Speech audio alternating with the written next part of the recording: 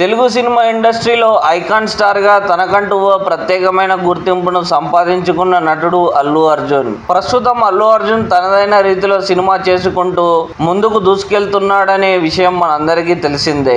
ఇక ఇప్పుడు ఈయన చేస్తున్న పుష్ప 2 సినిమా మీదనే ప్రేక్షకుల్లో మంచి అంచనాలే ఉన్నాయి. ఇక ఇదిలా ఉంటే ఈ సినిమా దాదాపు 400 కోట్ల బడ్జెట్ తో తెరకెక్కడం విశేషం. ఇక ఈ సినిమా దర్శకుడు అయిన సుకుమార్ కూడా ఈ సినిమా మీద ఎక్కువ ఫోకస్ చేసి ఎలాగైనా సరే ఈ సినిమాను సక్సెస్ చేయాలనే ఉద్దేశంతో తన ముందడుగు వేస్తున్నట్టుగా తెలుస్తుంది. ఇక ఇదిలా ఉంటే Pushpa 2 cinema shooting almost complete అయ్యే దశకు వచ్చింది. అయినప్పటికీ అల్లు అర్జున్ తన నెక్స్ట్ సినిమా ఎవరితో చేయబోతున్నాడనే విషయం మీద క్లారిటీ అయితే ఇవ్వడం లేదు. గత కొన్ని రోజుల నుంచి త్రివిక్రమ్ డైరెక్షన్ లో సినిమా చేయబోతున్నాడనే వార్తలు వస్తున్నప్పటికీ తమిళ డైరెక్టర్ అయిన యాట్లీ కూడా అల్లు అర్జున్ ఒక సినిమా చేయబోతున్నాడంటూ అప్పట్లో వార్తలు అయితే వచ్చాయి. ఇక ఇలాంటి క్రమంలోనే తమిళ సినిమా డైరెక్టర్ అయిన దిలీప్ కుమార్ ని డైరెక్ట్ గా తీసుకొని దిలీప్ ని డైరెక్టర్ గా తీసుకొని ఒక సినిమా చేయబోతున్నట్టుగా కూడా తెలుస్తుంది. నెల్సన్ డైరెక్షన్ లో ఇప్పటికే రజనీకాంత్ హీరోగా జైలర్ అనే సినిమా వచ్చింది.